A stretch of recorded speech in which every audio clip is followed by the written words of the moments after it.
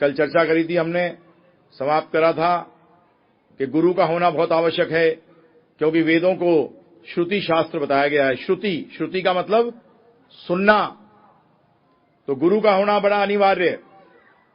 तो कल मैंने बताया था, भगवान ने 4 अध्याय के दूसरे श्लोक में कहा है, एवं परंपरा प्राप्तिम, कि ये जो ज्ञान था ये परंपरा से आ रहा था, परंतु ये परंपरा जो है ये छिन्न भिन्न हो गई, जिसके कारण कि मैंने तुम्हें दोबारा ये वही ज्ञान जो मैंने किसको दिया था, सूर्यदेव विवस्वान को दिया था, वही दोबारा देने आ रहा हूं। इससे ये सिद्ध होता है कि कोई ज्ञान नया नहीं है, ये ज्ञान पुराना भी नहीं है, ये ज्ञान काल से परे है। समझे? भगवान सनातन, उनसे निकली हुई बात भी सनातन।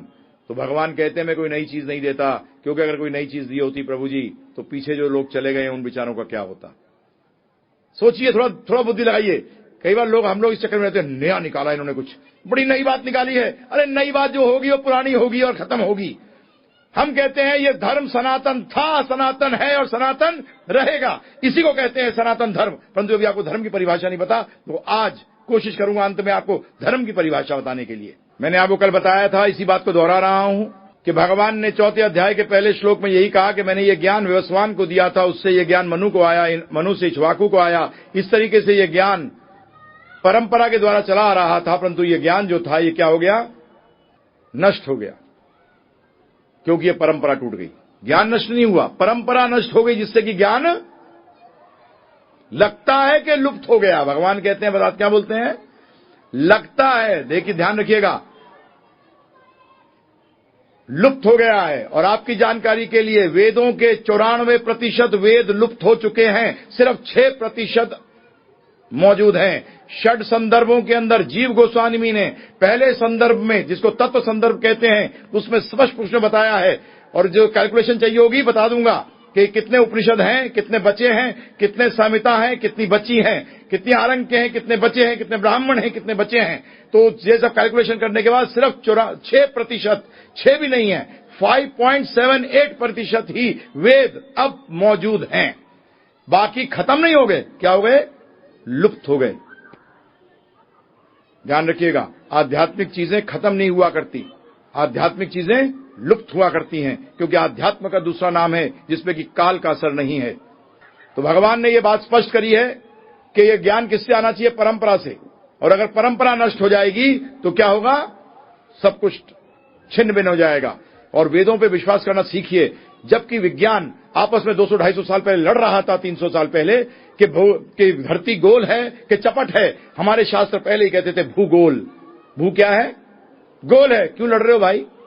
वेदों में ऑलरेडी देर है। जब ये मॉलिक्यूल एटम की बात कर रहे थे तो अणु और परमाणु की हमारी चर्चा ऑलरेडी है। और आपकी जानकारी के लिए एटॉमिक टाइम, जिसको हो सकता है आप लोग में से कई लोग जानते भी नहीं होंगे क्या होता है, अणु समय। अणु समय का मतलब जितना समय सूर्य को एक परमाणु के ऊपर से निकलने का समय लगता है, उसको परमाणु समय कहते हैं, एटॉमिक टाइम कहते हैं। भागवत के 3 स्कंद के अंदर कपिल महाराज, प्रभुपाद जी ने अपने साइंटिस्ट जो भक्त थे उनको कहा था, शिष्यों को कहा था कि इस पे चर्चा करो, इसको सामने रखो लोगों के। तो ये एटॉमिक टाइम की भी चर्चा है। हमारे शास्त्र कहते थे गऊ का जो गोबर है वो क्या है, स्वच्छ करता है, एंटीसेप्टिक है। जबकि बाकी मल को हाथ लगाकर आपको नहाना पड़ता है, जबकि गोबर के छींटे मारने से आप शुद्ध हो जाते हो। तो आज भी विज्ञान मान गया इस बात को कि गोबर अपने आप में तो शुद्ध है ही, परंतु गाय का गोबर दूसरों को भी शुद्ध करता है। अब मैं बताने जाऊं तो आपको इतने सारे इंस्टांस बता दूंगा कि जहां की मैंने कल बता चुका हूं आपको, कि भागवत भक्ति का ग्रंथ होते हुए भी उसके अंदर मां के गर्भ में कैसे बच्चा बढ़ता है वो बताया गया है, जिसके कारण कि आज साइंस, मेडिकल साइंस भी अचंभित है। तो इसीलिए वेदों में सब कुछ है प्रभु जी, परंतु हमारे पे कृपा करिए भगवान ने कि 94% को लुप्त कर दिया, क्योंकि 6% में हमारी हालत खराब है। 6% में हमारी हालत खराब है। अगर 100% मालूम होता तो पता नहीं हमने क्या कर दिया होता। और ध्यान रखिएगा, जो 94 गए हैं उसमें जो शक्तियों की बातें आपने सुनी है ना, जो आप पुराणों में सुनते हैं, महाभारत में सुनते हैं, भागवत में सुनते हैं, इन सब शक्तियों को कैसे अर्जित किया जाता है, ये सब उसमें था। परंतु भगवान ने जानबूझ के लुप्त कर दिया, क्योंकि बदमाशों के हाथ में शक्ति चली गई तो बेड़ा गर्क कर देंगे। और ये हमने देखा है, असुरों के हाथ में जब जब शक्ति गई है, उन्होंने तहस नहस ही करी है। और ध्यान रखिएगा, सबसे बड़ी तहस नहस, बाद में बात करूंगा आपसे, अगले 3 दिन के अंदर चर्चा करूंगा कि सबसे बड़ा तहस नहस है जब आप विष्णु को परम भगवान मानना बंद कर देते हो, जब कृष्ण को परम भगवान मानना बंद कर देते हो, तभी तहस नहस प्रारंभ होती है। आपके लिए कीड़ा छोड़ देता हूं, घुमाइएगा। सारे असुर एक ही के दुश्मन होते थे, विष्णु के, ध्यान रखिएगा, और किसी के दुश्मन नहीं होते थे। एक ही दुश्मन था उनका, कौन? विष्णु। जितने टॉप के, ये छोटे मोटे असुर की बात नहीं कर रहा।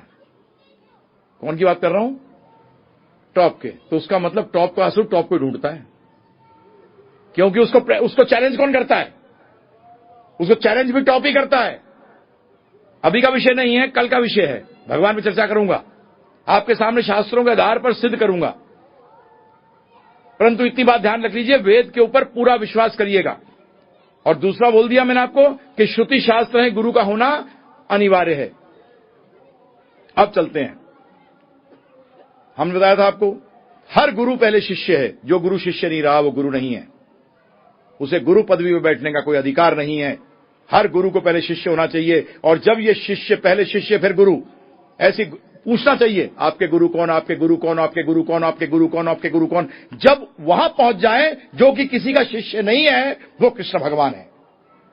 जो किसी के शिष्य नहीं है, वो कृष्ण भगवान है, इसलिए वो आदि गुरु हैं।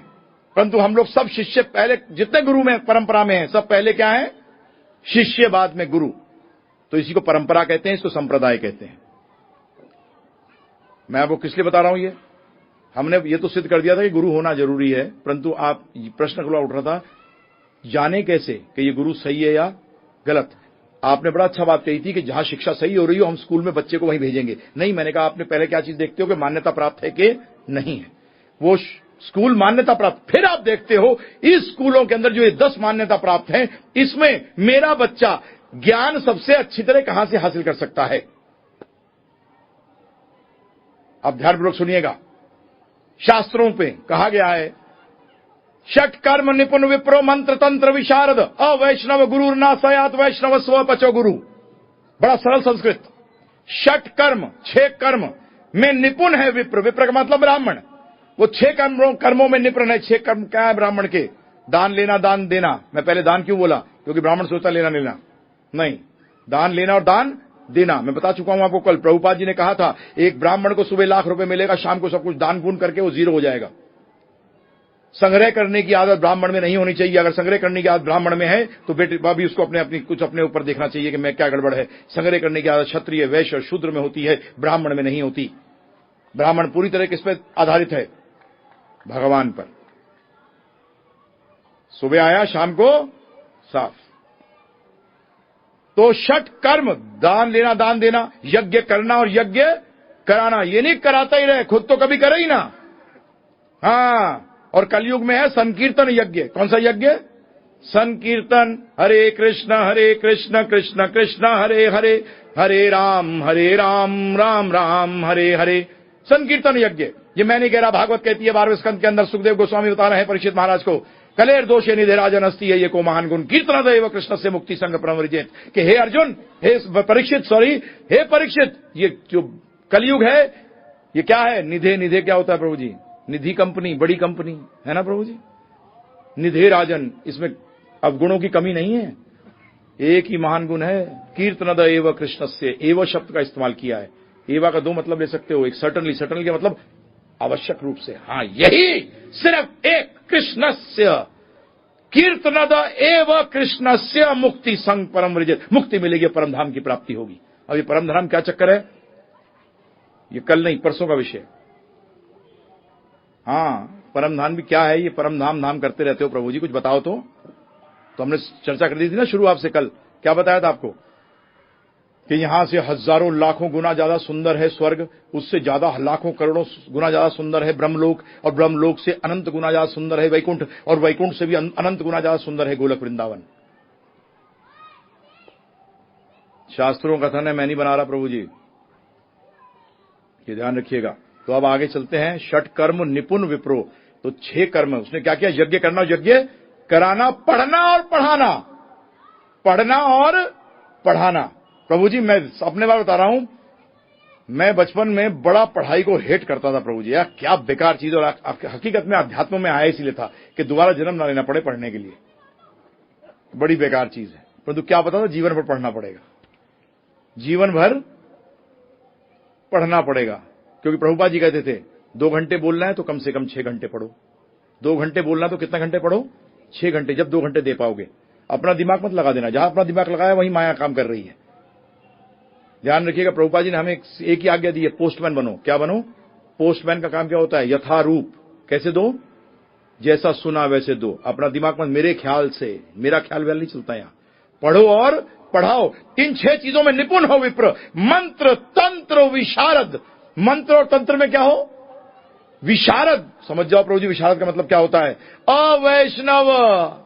अ शब्द का मतलब जो वैष्णव नहीं है, गुरुर ना सयात, वो गुरु नहीं है। वैष्णव स्व पचो गुरु। और अगर किसी व्यक्ति ने जैसे कि 20 साल की उम्र तक उसने सुअर भी खाया हो, परंतु अगर वो वैष्णव बन गया तो वो गुरु बनने योग्य है। फिर उसमें मत देखना कि किस जन्म कहां जन्म लिया है, फिर ये देखना कि कर क्या रहा है। ये ध्यान रखिएगा प्रभु जी। बड़ा सफा रूप में बड़े स्ट्रांग स्टेटमेंट्स हैं। कई बार लोग कहते हैं हमारा धर्म तो खिचड़ी धर्म है, सब कुछ चलता है इसमें। सॉरी, मैंने तो आज तक कहीं गीता में, कहीं भागवत में ये नहीं सब पढ़ा कि सब कुछ चलता है। भगवान तो साफ कहते नहीं चलता है। माम एकम शरणम व्रजा कहा है, माम एकम शरणम व्रजा। इधर उधर मुंह नहीं मार, इधर उधर मुंह मारने की बात नहीं करी गई। अब वैष्णवों क्यों कह रहे हैं?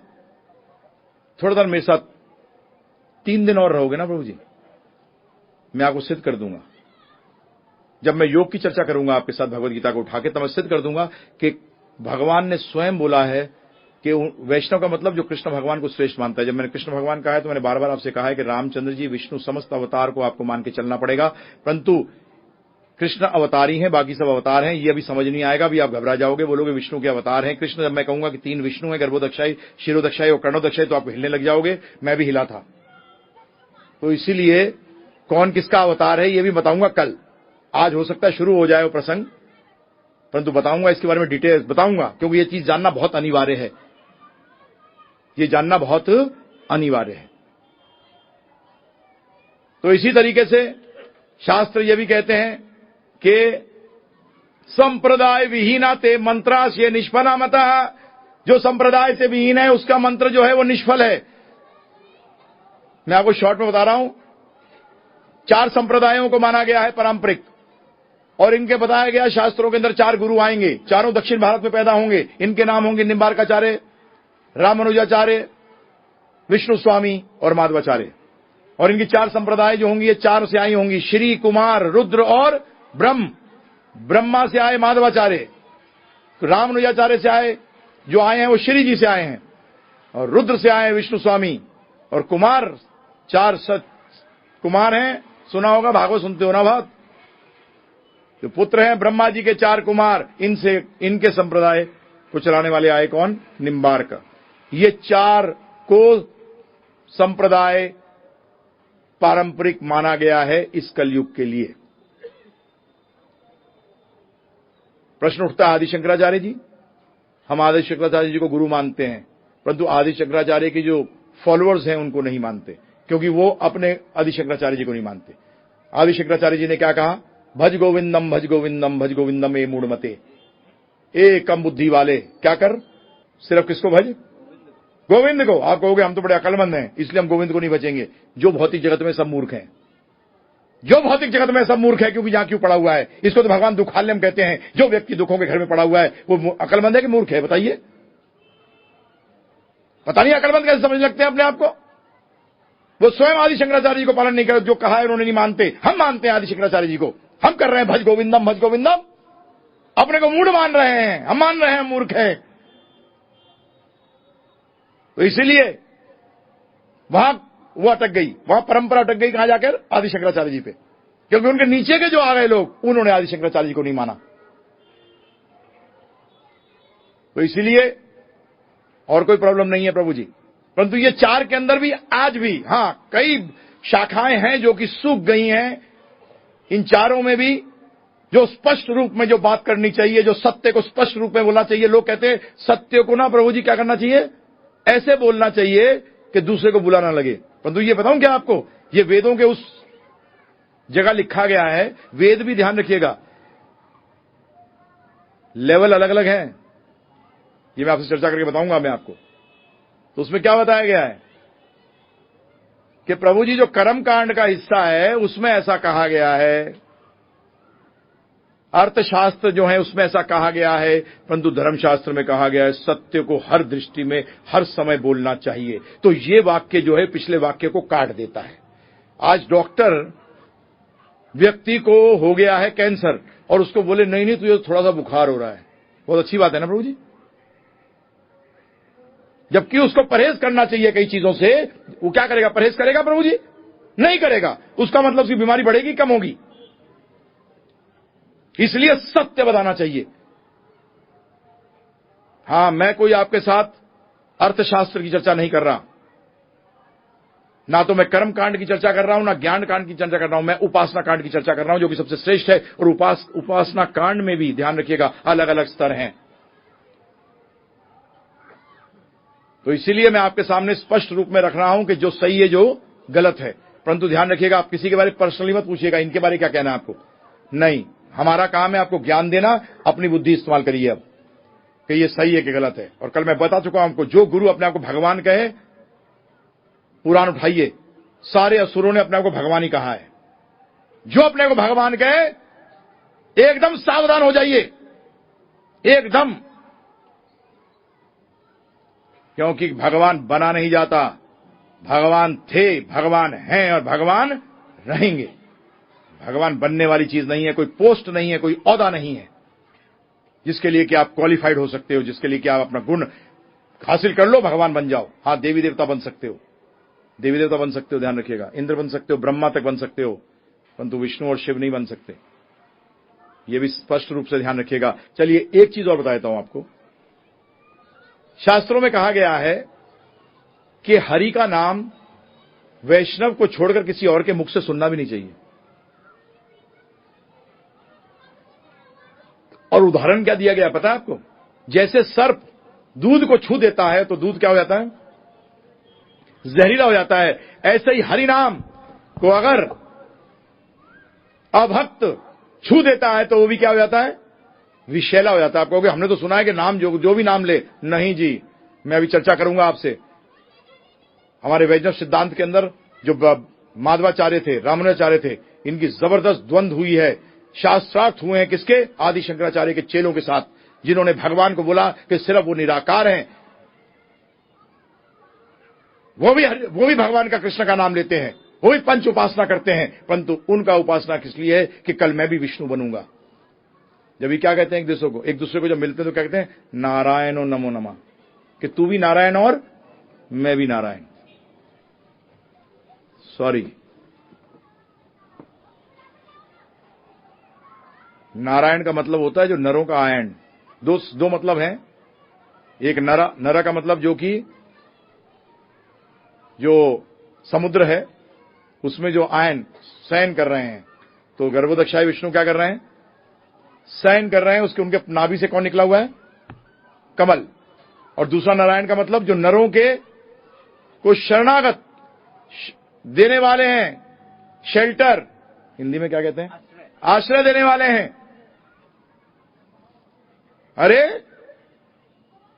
नारायण, हम अपने को आश्रय नहीं दे सकते, दूसरे को क्या देंगे? तो कहां से नारायण बन रहे हैं? थोड़ा बुद्धि लगाइए प्रभु जी। दरिद्र नारायण, अरे कमाल हो गया, कहां से निकाल दिया शब्द ये? दरिद्र भी होता है नारायण, लक्ष्मी नारायण होता है, दरिद्र नारायण का शब्द होता है। मूर्ख बनाते हैं लोगों का। नारायण जो दूसरों को आश्रय दे रहा है वो दरिद्र है। अरे वाह, कमाल हो गया, क्या शब्द इस्तेमाल कर रहे हैं? मूर्ख, अकलमंद। कैसा शब्द है प्रभु जी? हैं? मूर्ख और दरिद्र नारायण। कहां का दरिद्र? अरे लक्ष्मी नारायण है वो, दरिद्र नारायण नहीं है। क्यों गलत बात करते हैं? क्यों लोगों को खुश करने के लिए उल्टी सीधी बातें करते हैं? वैसी डेमोक्रेसी बेवकूफी की चीज है। किसी को जानना कि क्या सही है क्या गलत है, प्रभु जी जीवन निकल जाता है। चॉइस करना सबसे मुश्किल चीज है, ध्यान रखिएगा। जबरदस्त ज्ञान चाहिए, जबरदस्त विवेक चाहिए, तब आप देख सकते हो क्या सही है और क्या गलत है। मैंने बताया था 94% वेद जो है वो क्या हो गए हैं? लुप्त हो गए हैं। कितने प्रतिशत? 94%। 6% वेद उपलब्ध हैं, परंतु 6% अगर किसी वस्तु का आपको दिखाया जाए, बताइए 6% अगर किसी वस्तु का आपको दिखाया जाए, आप उस वस्तु को पहचान नहीं सकोगे। नहीं पहचान सकोगे प्रभु जी, क्योंकि 6% अगर आप किसी चीज का देख रहे हो तो आपको पूरी पिक्चर नजर नहीं आएगी, आप गलत निष्कर्ष पर पहुंचोगे। परंतु भगवान जानते थे, और हमारी एक आदत और जानते थे, कलयुग के जीव क्या चाहते हैं? एक रात पढ़ूं, अगले दिन फर्स्ट क्लास फर्स्ट में पास हो जाऊं, एक रात में रईस बन जाऊं। तो भगवान ने कहा ये मानेगा नहीं बदमाश, इसको भी कुंजी देता हूं मैं, शॉर्टकट। तो क्या दिया प्रभु जी? भगवत गीता। कितने श्लोक? 700, सिर्फ 700, सिर्फ 700 श्लोक। मैंने शुरू में 2 जयकार लगवाई थी। समस्त वेदों के सार श्रीमद् भगवत गीता की जय, ग्रंथराज श्रीमद् भागवतम की जय। अब मैं दोनों की चर्चा करूंगा आपके सामने, थोड़ी सी 2 मिनट की। तो भगवत गीता को, पहले भगवत गीता कर रहे हैं। भगवत गीता को क्या बताया गया है? आदि शंकराचार्य जी ने क्या बताया कि अगर वेद गाय हैं तो गीता दूध है, और बछड़ा अर्जुन है, और ग्वाला कृष्ण है। सुन रहे हैं आप? आपको गाय से मतलब क्या है? गाय माता से दूध, वो दूध दे रही है। यही प्रभुपाद जी वेस्ट में कहते थे, पाश्चात्य देशों में, तुम क्यों मार के खून पीते हो? दूध के रूप में खून दे तो रही है अपना। अरे मां तो दे रही है, किसके रूप में दे रही है? दूध के रूप में दे रही है। डायरेक्ट खून क्यों पीते हो? दूध के रूप में, तुम्हें खून का इतना शौक है ना, तो दूध के रूप में लो ना, दे तो रही है वो। तो ये गाय अगर वेद मानी जाए तो दूध जो है वो क्या है? गीता है, भगवत गीता। और अर्जुन बछड़ा और कृष्ण भगवान ग्वाले। और ध्यान रखना, इसमें 16 प्रश्न किए गए हैं भगवत गीता के अंदर। कितने प्रश्न प्रभु जी? 16 प्रश्न। और ये हमने अपने गुरुकुल में ट्राई किया हुआ है। जो बच्चों को संस्कृत सिखा दी गई थी उनके साथ ये संवाद कराए गए, जिसमें संजय का संवाद हटा दिया गया था। धृतराष्ट्र जी का 1 श्लोक है, 41 श्लोक संजय के हैं, 84 अर्जुन के हैं, बाकी कृष्ण भगवान बोले हैं। जो कृष्ण भगवान और अर्जुन के श्लोकों का जब आपस में संवाद कराया गया, 40 मिनट में पूरा संवाद हो गया था। कितने मिनट में? 40 मिनट में। तो प्रश्न उठता है, उन लोगों ने संस्कृत सीखी थी, उनकी डेली की भाषा नहीं थी, और जबकि अर्जुन और कृष्ण भगवान की डेली की भाषा थी। तो यह अनुमान लगाया जाता था 15 से 20 मिनट के अंदर पूरी भगवत गीता बोली गई थी, और उसमें 16 प्रश्न भी कर दिए। अरे हम तो एक प्रश्न नहीं कर सकते। और ये प्रश्न करना बताऊं क्या बताते हैं? जो बछड़ा क्या कर रहा है, मां के थन में जो मुंह मार रहा है, ये 16 प्रश्न है। ये 16 बार मारा और भगवान ने 16 बार उसका उत्तर दिया। उसको भी पिलाया और हमें भी पिला रहे हैं अभी तक, हमें अभी तक पिला रहे हैं। अब भागवत के साथ यही कंपेयर कर देता हूं। भागवत को क्या बताया गया है? अगर सारे वेद पेड़ के समान हैं तो पेड़ का पका हुआ फल श्रीमद् भागवत है। तो मैं आपसे प्रश्न कर रहा हूं, इसमें ज्यादा डिटेल, ये भागवत की कथा नहीं है, और भागवत में कभी कथा करता भी नहीं ऐसा। मैं ज्यादातर गीता ही करता हूं कि भागवत आपको सुननी हो तो आइए, पर्सनली आइए, हम रोज करते हैं 6:30 से। एक श्लोक कई बार 20-20 दिन चलता है, 25-25 दिन चलता है, आराम से चर्चा करते हैं भागवत की। परंतु पहले गीता समझनी पड़ेगी, उसके बाद भागवत सिखाएंगे, क्योंकि भागवत फल है। बच्चे को फल खिला दोगे मर जाएगा, तो पहले क्या खिलाना पिलाया हुआ है? दूध पिलाओ और फिर फल खिलाओ, देखो क्या हिष्टपुष्ट होगा। पहले फल खिला दो, गड़बड़ हो जाएगी। यंगस्टर्स में यही प्रॉब्लम हुई प्रभु जी, सीधा 10वें स्कंद पे पहुंच जाते हैं। 10वें स्कंद पे पहुंचने के बाद प्रॉब्लम क्या होती है? फिर कृष्ण जी की लीलाएं शुरू, उसमें डाउट्स शुरू। उसमें क्या शुरू? डाउट्स शुरू। जहां संशय लीला में आया, अब सुन लीजिए आप ध्यानपूर्वक, मैं लीला को कैसे डिस्क्राइब करता हूं। जब पिक्चर हॉल में आप पिक्चर देखने जाते हैं अगर आदमी आपके साथ में एक बैठ जाता है और पिक्चर शुरू होती है और हीरो 4 को मारता है और साथ वाला कहता है ऐसा थोड़ी होता है यार, क्या कर रहे हैं, और बार बार जब हीरो कुछ ऐसे काम करता है और वो व्यक्ति कहता है ऐसा थोड़ा होता है, तो आप क्या करोगे? उसको निकाल के पिक्चर हॉल से बाहर फेंक दोगे। क्योंकि पिक्चर हॉल के अंदर दिमाग लेके नहीं जाया जाता, दिल लेके जाया जाता है। क्या लेके जाया जाता है? दिल। पैसा कमाने के लिए, टिकट लेने के लिए दिमाग लगाया जाता है। एक बार पैसा कमा लिया दिमाग लगाकर, वहां दिल मत लगाना, फेल हो जाओगे दिल लगाओगे तो। क्या लगाना पड़ेगा वहां? दिमाग। पैसे कमाए, टिकट खरीदा, अंदर आ गए। ये अंदर है लीला। लीला का दूसरा मतलब होता है ड्रामा। लीला का मतलब क्या होता है प्रभु जी? खेल, ड्रामा। ड्रामा में दिमाग नहीं लगाया जाता, ड्रामा को तो एंजॉय किया जाता है, दिल से देखा जाता है। तो इसलिए कृपा कर कर लीलाओं के ऊपर प्रश्न मत करा करिए। वो भगवान की इच्छा है, जो करना चाहेंगे वो करेंगे। वहां ये मत देखिए ऐसा किया, उनका मूड था किया। हाँ, मुझसे कई बार लोग कहते हैं अरे भगवान थोड़ी अवतार लेते हैं। अच्छा तेरे से पूछ के लेंगे, ऐसा थोड़ी कर सकते हैं। अच्छा भाई तेरे पास आएंगे जी ऐसा कर लूं क्या? अरे उनके जो दिल में आएगा वो करेंगे। लक्ष्मण को 2 बार मूर्छित हुआ था, पता है ना आपको? दूसरी बार क्या कहा था रामचंद्र जी ने? अरे यार छोड़ यार, दूसरी बार मूर्छित मत हो जा। पहली बार तो मूर्छित हो गए, एक्टिंग करी, हनुमान जी चले गए लेने के लिए, और दूसरी बार जब मूर्छित हुए, नहीं अब नहीं, अब रहने दे, अब तू चल उठ। इंद्रजीत फेल। हाँ ये लीला होती है। कभी सोचा है, कभी सुना है? हाँ ये आता है चर्चा कि दोबारा भी मारा था उसने पाश, और लक्ष्मण जी गिर गए तो रामचंद्र जी बहुत एक्टिंग होगी, चल उठ। तो प्रभु जी लीलाओं के अंदर दिमाग मत लगाना। जब भी भगवत गीता है, मैं आपको टिकट पैसा खरीदवा रहा हूं भागवत में घुसने के लिए। गीता क्या है प्रभु जी? टिकट। प्रभुपाद जी में बार बार कहते थे Gita preliminary study, Bhagavat higher study. Bhagavat इससे हायर स्टडी। जहां गीता खत्म होती है वहां भागवत शुरू होती है।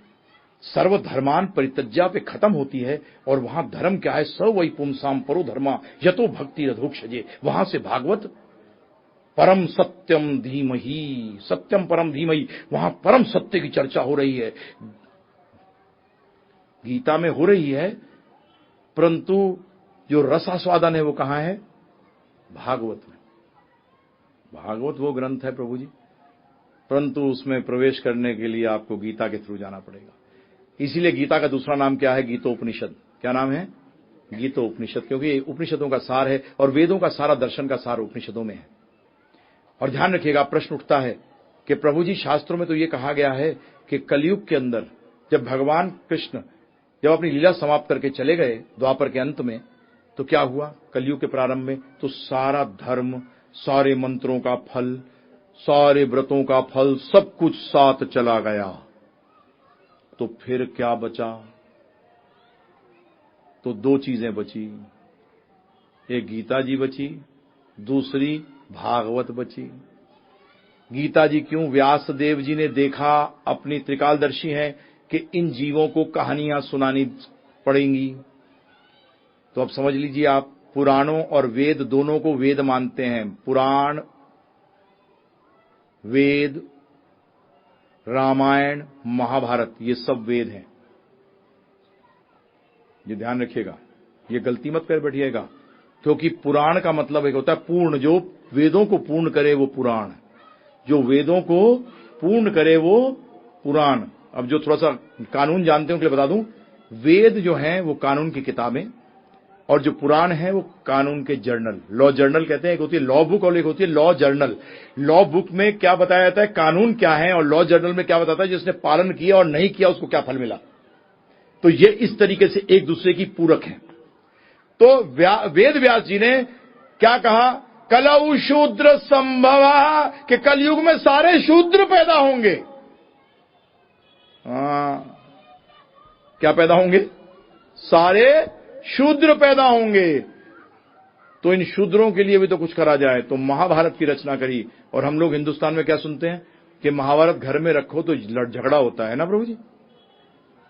मेरे पास आया कि कई बार आते हैं व्यक्ति, प्रभु जी वो महाभारत घर में रखने से तो झगड़ा होता है। मैंने बिल्कुल सही, जब पढ़ोगे नहीं तो झगड़ा होगा।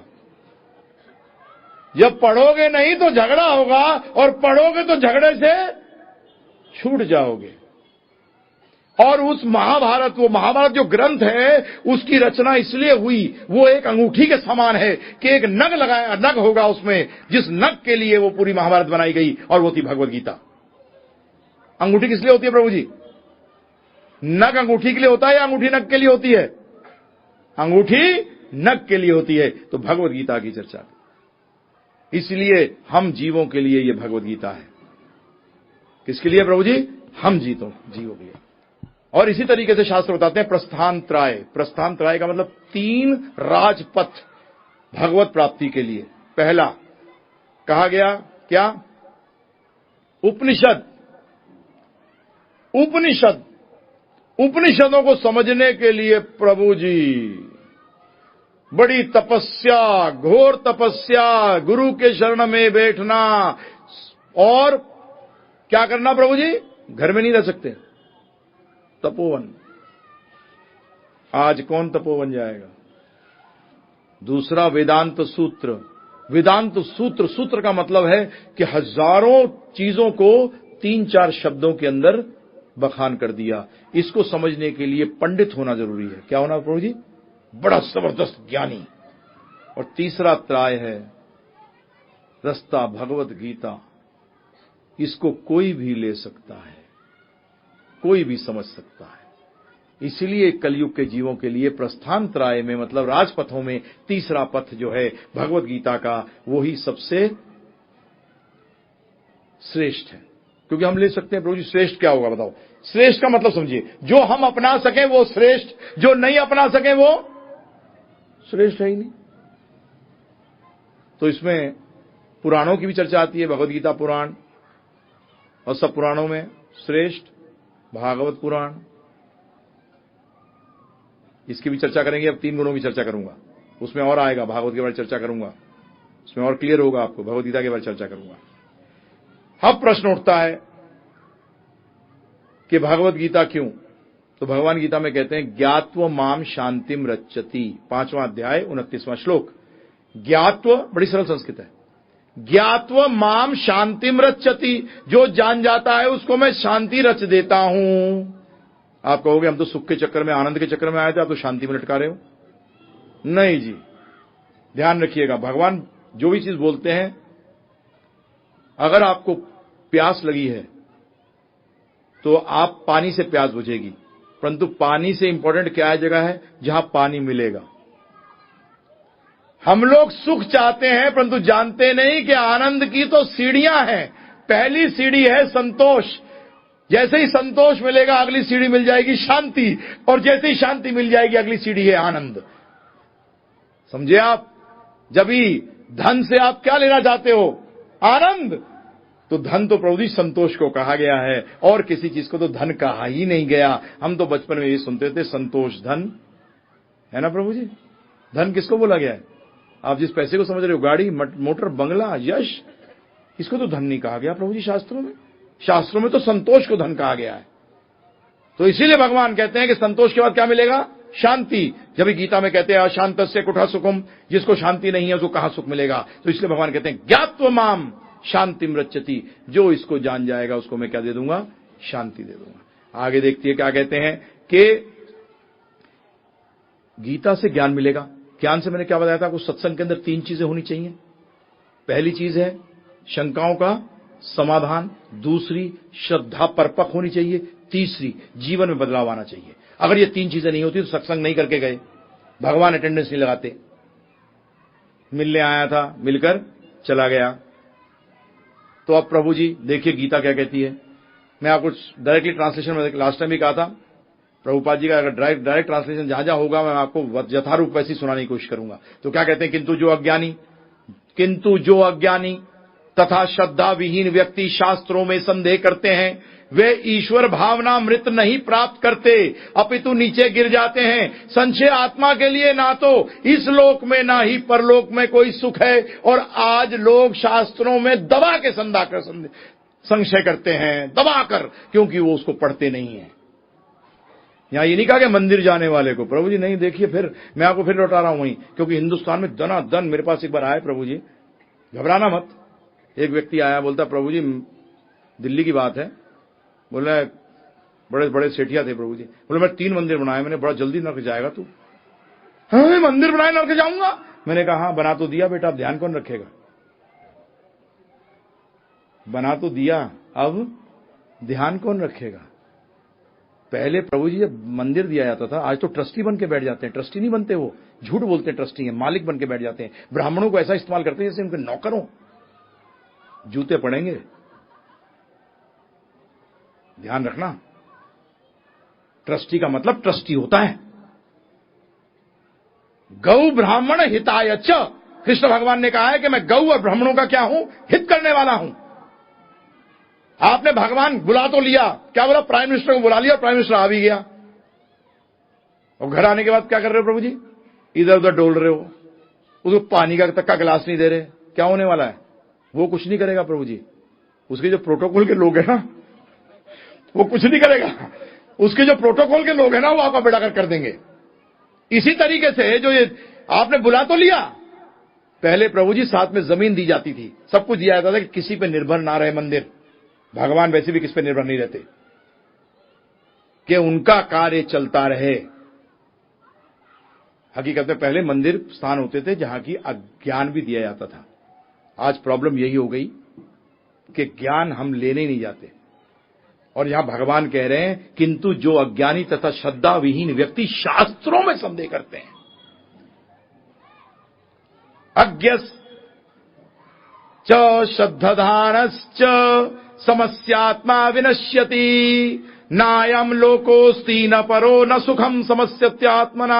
जो ये समस्या का मतलब संस्कृत में होता है डाउट, जिसमें भी ये डाउट है ना प्रभु जी, और हमारे में डाउट से एक सिवा और कुछ है नहीं। आप बोलोगे प्रभु जी आपने तो हमारा मंदिर बनवाना बंद कर दिया। आज मैं देखता हूं प्रभु जी हर जगह मंदिर बन रहे हैं, जो देखो जहां मंदिर खड़ा कर देता है। कभी सोचा आपने किसको बुला रहे हो आप?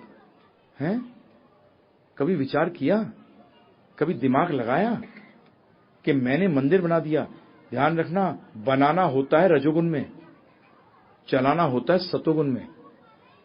ये ध्यान रखिए। जोश तो आ गया बनाने के लिए, चलाएगा कौन है प्रभु जी? मैं आपको पहले भी बता चुका हूं, रावण को मंदिर में तो विश्वास था, परंतु शास्त्रों में विश्वास नहीं था। उसको शिवजी पे तो विश्वास था, परंतु शिवजी की आज्ञा पे विश्वास नहीं था। शास्त्र का मतलब आज्ञा। आज्ञा जानने की कोशिश करिए। कई बार लोग कह देते हैं मानता हूं भगवान को। अच्छा जी, क्यों झूठ बोल रहा है? मानने का मतलब क्या है? मानने का एक ही मतलब है, जो कहें वो करूं, है ना प्रभु जी? पिताजी मैं आपको मानता हूं, कोने में बैठो, आपकी आरती उतारूंगा। आरती उतारी, आपको नहलाऊंगा, दूध से नहलाया, बेटा एक गिलास पानी लाजे। बोलो मत कुछ करने के लिए, चुप रहो। रोज आपकी पूजा करूंगा, परंतु जो बोलोगे वो करूंगा नहीं। मानता है क्या प्रभु जी? भगवान तू बैठा रहे वहां, ज्यादा बोलबाल मत। मैं तेरी रोज आरती भी उतारूंगा, तुझे सवामणि भी लगाऊंगा, दबा के खिलाऊंगा, परंतु जो बोलेगा बोली मत, तक बोलना नहीं। ये मानना है प्रभु जी? मजाक कर दिया है। वैदिक धर्म का सत्यानाश कर दिया।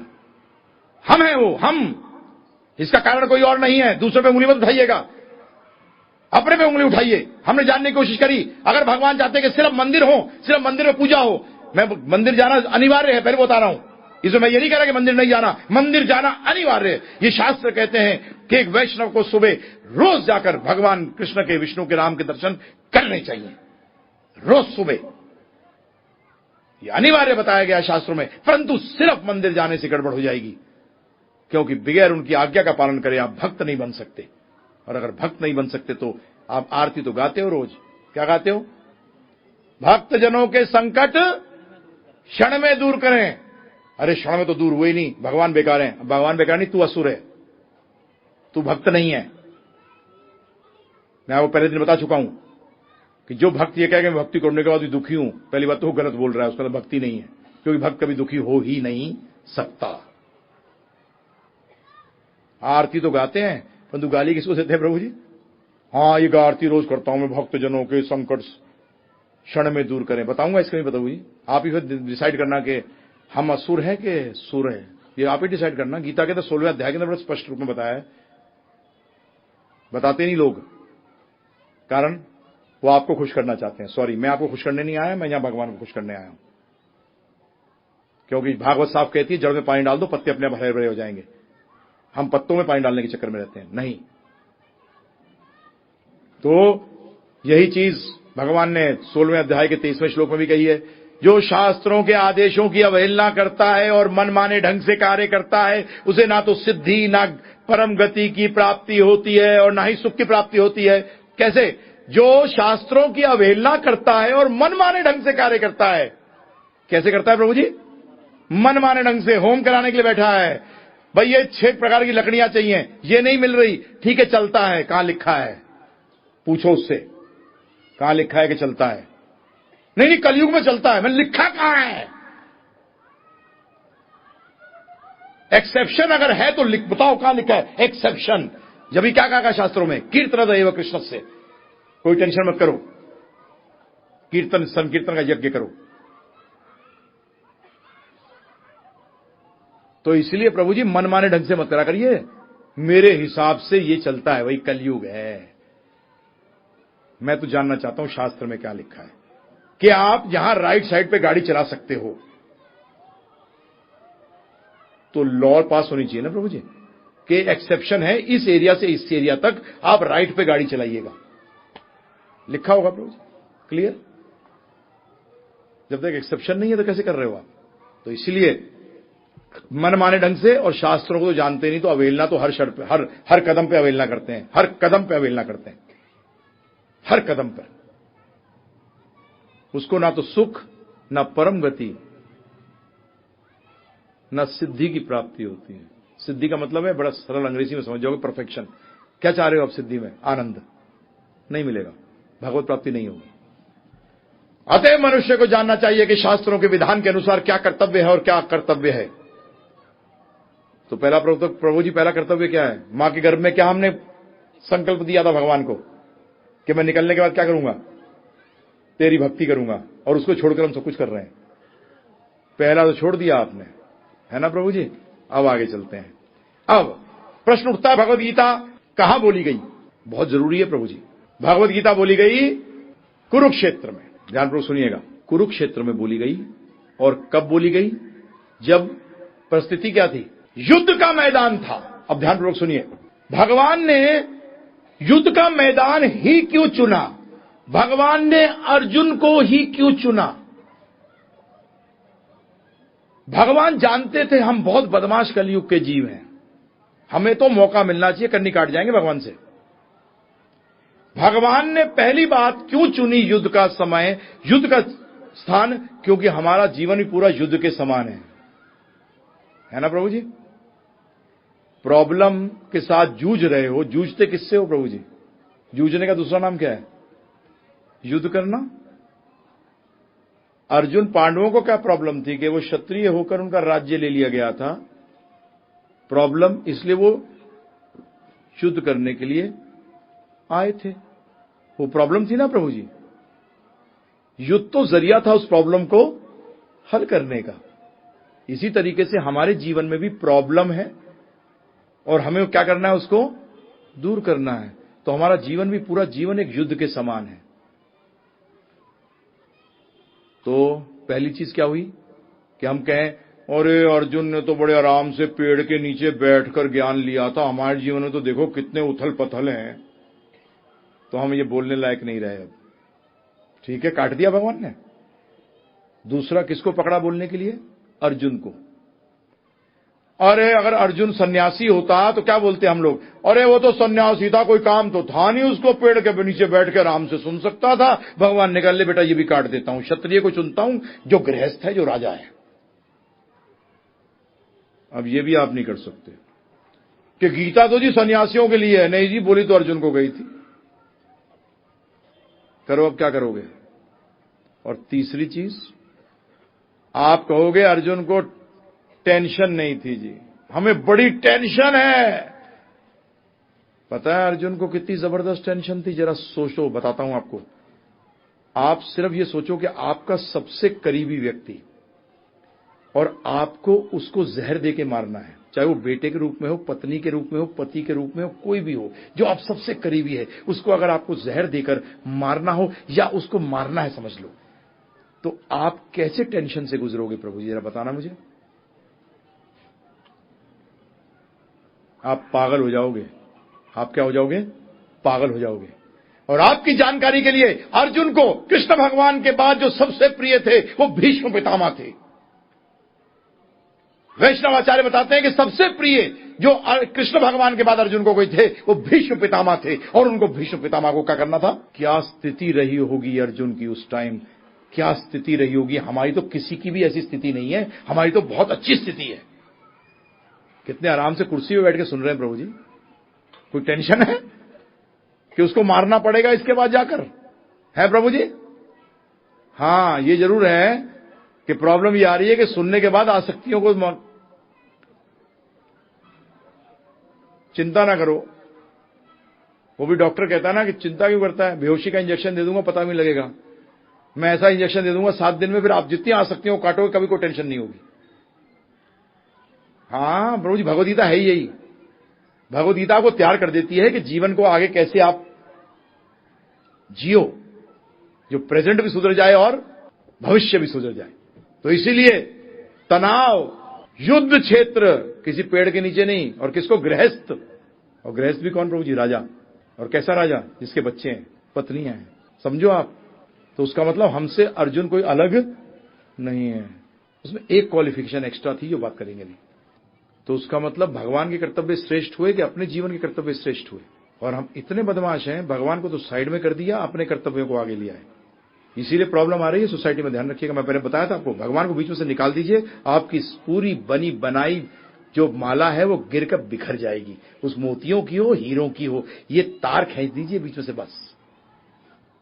और यही खींच चुके हैं हम, अभी भी थोड़ी सी बची हुई है, इसलिए कोशिश कर रहे हैं। बोलने वाले कौन और सुनने वाला कौन? चलिए, गीता, भगवत गीता मुख्य ले रहा हूं। वैसे तो बोली किसने? संजय ने। और सुनी किसने? धृतराष्ट्र ने। परंतु संजय ने जो बोली वो किसके बारे बोली? जो अर्जुन को कृष्ण भगवान ने सुनाया। अब ध्यान रखिएगा कि ये दोनों को लेते हैं। अब आगे चलते हैं कि हमारे अंदर क्या गुण होने चाहिए जो हम भगवत गीता से लाभ उठा सकें। है ना प्रभु जी? हर व्यक्ति में गुण तो होना चाहिए ना। आप दूध लेने जा रहे हैं मार्केट के अंदर और थैला लेके जा रहे हैं किसका? कागज का, दूध लाने के लिए। चलेगा? थैला किसका होना चाहिए? जो दूध से गले ना। है ना प्रभु जी? इसी तरीके से हम में क्या गुण होने चाहिए, हम में क्या होना चाहिए जिससे कि हम गीता से लाभ उठा सकें। तो पहली चीज जो प्रभुपाद जी बड़ा स्पष्ट रूप में लिखते हैं कि जो व्यक्ति सोचता है कि वो दुखी नहीं है, उसको भगवत गीता सुनने की कोई जरूरत नहीं है। जो व्यक्ति ये सोचता है कि मैं दुखी नहीं हूं और मुझे दुख का निवारण नहीं चाहिए, उसको भगवत गीता सुनने का कोई अधिकार नहीं है, उसे नहीं सुननी चाहिए। वो टाइम वेस्ट कर रहा है। सही बात है गलत? जो व्यक्ति बीमार होकर सोचे मैं बीमार नहीं हूं, तो क्या डॉक्टर के पास ले जाओगे प्रभु जी? आप अपना समय भी खराब करोगे, डॉक्टर का भी करोगे। है ना? तो पहले मानो कि जन्म, मृत्यु, जरा, व्याधि, दुखा दोषानुदर्शनम, कि ये 4 दुख हैं। जन्म, मृत्यु, जरा मतलब बुढ़ापा, व्याधियां ये दुख हैं, इनको जानिए। जब जानोगे, इनको मानोगे, तभी भगवत गीता पढ़ोगे तो कुछ लाभ होगा। अगर नहीं मानते तो टाइम वेस्ट है।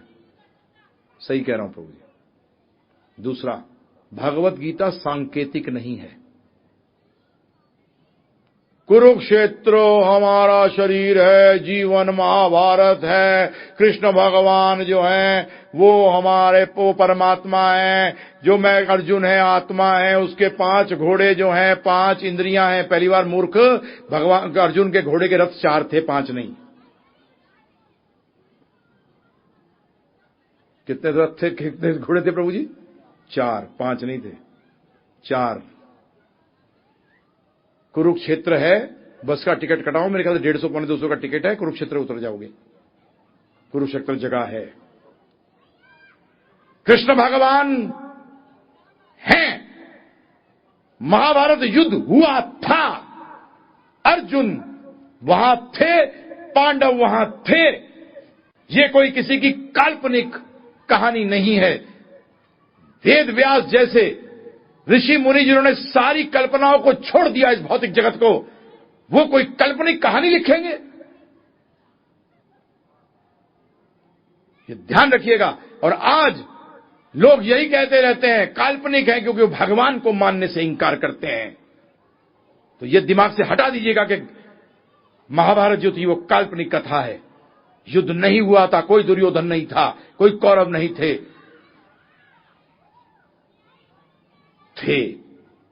युद्ध हुआ था।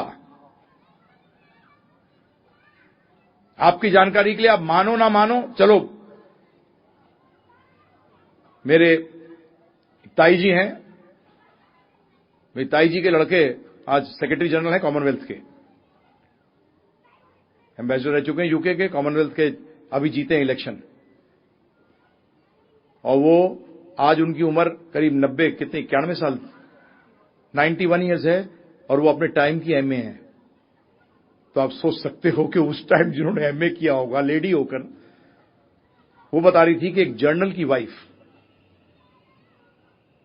फॉरेनर, वो कुरुक्षेत्र गई थी। ये उस औरत ने बताया है मेरी ताई जी को। वो गई थी कुरुक्षेत्र, और वो पेड़ है वहां जहां की ये गीता बोली गई थी। तो वहां वो बैठ गई, और बैठने के बाद ये जब वो वापस आई तो बता रही है कि वापस आने के बाद वो 20 दिन बिस्तर पे थी, बुखार इतना जबरदस्त हो गया था। तो इनको बता रही थी, मैंने महाभारत युद्ध देखा, उन्हें खून का कीचड़ था। किसका कीचड़? खून का कीचड़ था। उस दृश्य को देखकर मेरा ये 20 दिन जो बुखार हो गया, मैं कांप गई। और मैंने द्रौपदी को देखा, और वो व्यक्ति हमारी वेदों को कुछ नहीं जानती थी। बोलती द्रौपदी का तो सांवला सा वर्ण है, और द्रौपदी कृष्ण वर्ण थी। और बताया ऐसी सुंदर औरत मैंने आज तक पृथ्वी पर देखी नहीं है। उन्होंने डिस्क्राइब किया। और किसने, कौन डिस्क्राइब कर रहा है? फॉरेनर, इंडियन नहीं प्रभु जी, फॉरेन लेडी। तो ये दिमाग से हटा दीजिएगा कृपा कर कि कृष्ण भगवान मौजूद थे वहां युद्ध हुआ है। ये दिमाग से सांकेतिक नहीं है ये।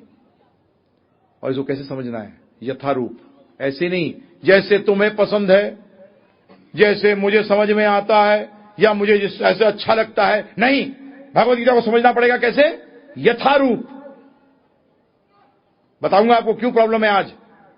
यथारूप नहीं समझते, मुख्य अर्थ को हटा देते हैं और गौण अर्थ को समझने की कोशिश करते हैं। यह एक विज्ञान है, भगवद गीता एक विज्ञान है। जीवन में लगाइए, आपको फल मिलेगा। विज्ञान का सिंपल मतलब होता है कि जो भी इसको लगाएगा उसको वो फल, सेम फल मिलना चाहिए। आप इसको जीवन में लगाइए, आनंद 100% गारंटी। और मैं बता चुका हूं पहले ही, मैं सेल्समैन हूं राधा गोविंद का। मैं गारंटी नहीं दे रहा। गारंटी कौन दे रहे हैं? कृष्ण भगवान। मैं गारंटी नहीं देने वाला, मैं तो सेल्समैन हूं जी। मैं गारंटी कहां से दूंगा? अगला एक चीज मान लीजिएगा इसमें, सिद्धांतिक रूप से, जिसे अंग्रेजी में कहते हैं थ्योरेटिकली, कि कृष्ण परम भगवान है। जब गीता पढ़ना शुरू करें ना प्रभु जी, आप बोलोगे क्यों मान लें भाई? उसका कारण है प्रभु जी। आप वैसे नहीं मानो, परंतु जब भगवद गीता पढ़ो तो ये मान के चलो कि परम भगवान है। मैंने बताया था मनुष्यों के अंदर 4 त्रुटियां होती हैं, बताया था ना प्रभु जी। भगवान में कोई त्रुटि नहीं होती। तो अब आप भगवद गीता का पढ़ने का आपका अंदाज बदल जाएगा, आपका दृष्टिकोण बदल जाएगा। कैसे? अगर आप कृष्ण भगवान को जब परम भगवान मानते हो, उसका मतलब गीता के अंदर कोई गलती नहीं हो सकती। अब जब आप गीता को पढ़ोगे तो आप ये पहले क्या कहते थे? अरे ऐसा थोड़ी होता है। अब क्या कहोगे? मुझे समझ में नहीं आता है। जहां आपने कृष्ण को परम भगवान मान लिया, वहां क्या कहोगे? मुझे समझ में नहीं आता। अगर आपने कृष्ण भगवान को परम भगवान नहीं माना तो आप क्या मानोगे? ऐसा थोड़ी होता है जैसे कि बच्चा जब स्कूल जाता है पढ़ने के लिए, जब उसको कोई बात समझ नहीं आती तो क्या बोलता है टीचर से? ऐसा थोड़ी होता है। क्या बोलता है? नहीं, क्या बोलता है? मुझे समझ में नहीं आता है, क्योंकि उसको टीचर पे विश्वास है। तो भगवत गीता पढ़ने चले हो और कृष्ण भगवान को अपने परम भगवान नहीं माना, तो उसका मतलब आपका गीता पढ़ना बेकार हो गया, क्योंकि उसमें कई जगह पे जब आपको समझ में नहीं आएगा आप क्या कहोगे? ऐसा थोड़ी होता है। नहीं, इतना मानकर चलिए कि मुझे समझ में नहीं आया, और मैं गारंटी करता हूं प्रभु जी आपको कि कोई ऐसी चीज नहीं है जो गलत है। प्रॉब्लम आती है कि मुझे समझ में नहीं आया। तो ये मैं आपसे अनुरोध करूंगा। अब गीता पढ़ने के लिए एक बड़ा इंपॉर्टेंट श्लोक मैं कहता हूं कि गीता में अगर आप चलने लगे और ये श्लोक को अगर आपने नहीं समझ पाए तो हकीकत के अंदर आपने गीता के अंदर प्रवेश जो है, प्रवेश द्वार है गीता का। दूसरे अध्याय का 7वां श्लोक है, ध्यानपूर्वक इसका अनुवाद सुनिए। अब मैं अपनी कृपण दुर्बलता के कारण अपना कर्तव्य भूल चुका हूं और सारा धैर्य खो चुका हूं। ऐसी अवस्था में मैं आपसे पूछ रहा हूं, जो मेरे लिए, ध्यानपूर्वक सुनिएगा, जो मेरे लिए श्रेष्ठकर हो उसे निश्चित रूप में बताए। ओ तेरे की, अब मैं आपका शिष्य हूं और आपके शरणागत हूं, कृपा मुझे उपदेश दें। इस श्लोक पर मैं थोड़ी चर्चा करूंगा, क्योंकि ये श्लोक वन ऑफ द मोस्ट, ये प्रवेश द्वार है भगवद गीता का। तो इसमें क्या कहा है, ध्यानपूर्वक सुनिए। अपने जीवन में कैसे लगाएंगे? ध्यान रखिएगा, भगवद गीता को कैसे पढ़िएगा, अपने जीवन में कैसे लगाएं। पढ़ने के लिए नहीं, पढ़ना। हाँ, एक एक श्लोक आपके जीवन में लग सकता है प्रभु जी। तो आज ये श्लोक कैसे लग सकता है? अर्जुन कहता है, अब मैं अपनी कृपण दुर्बलता के कारण अपना कर्तव्य भूल चुका हूं। कृपण कौन होता है? कृपण का मतलब कंजूस। कंजूस कौन होता है? जिसके पास कोई चीज है और उसका वो इस्तेमाल नहीं कर रहा। बल है, बल का इस्तेमाल नहीं कर रहा बचाने के लिए, कंजूस। धन है, धन का इस्तेमाल नहीं कर रहा, कंजूस। ज्ञान है, ज्ञान बांट नहीं रहा, कंजूस। अब बताइए, अगर पैसे को रख लिया जाए बोरों में बंद कर तो वो बढ़े, उसका मूल्य बढ़ेगा कि घटेगा? हर साल डिप्रेशन होती है, घटेगा। उसका मतलब कृपण होने के कारण, कंजूस जब हो जाते हो तो आपका क्या होता है? दुर्बल हो जाते हो। क्या हो जाते हो? एक पहलवान है प्रभु जी, बड़ा जबरदस्त, परंतु वो 10 साल तक व्यायाम ना करे तो क्या होगा? दुर्बल होगा कि शक्तिशाली हो जाएगा? तो उसका मतलब जब आपके पास जो चीज है उसका इस्तेमाल नहीं करो तो क्या हो जाओगे? दुर्बल हो जाओगे। तो हमारे पे कैसे लगे? आपको ये मनुष्य शरीर मिला है प्रभु जी। अब चलिए इसी बात करते हैं। ज्यादातर लोग मिलते हैं, आपको ही मिलेंगे। आप किसी को बोलोगे ना, अरे हाँ भाई सत्संग हो रहा है, चलो वहां, तो क्या कहेगा? भगवान की इच्छा होगी तो आएंगे। अभी बताता हूं आपको इसके बारे में, जरा सुनो ध्यानपूर्वक। भगवान, ये किसने कराया? भगवान ने। किस लिए कराया? कि आप लोग आए, है ना जी। सुबह बिजनेस के लिए जाने के लिए आप बोलते हो भगवान चाहेगा तो जाएंगे। मजा तो आया, आपकी पत्नी कहने लगे आपसे कि भगवान चाहेंगे तो ब्रेकफास्ट मिलेगा, भगवान चाहेंगे तो लंच मिलेगा, भगवान चाहेंगे तो मैं नौकरी जाऊंगा। नहीं, पिक्चर की टिकट की बात होगी तो फिर लेके आया कि तू नहीं, भगवान चाहेंगे तो टिकट आ जाएगी।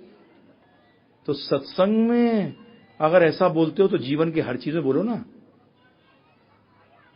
सत्संग में ही क्यों हैं?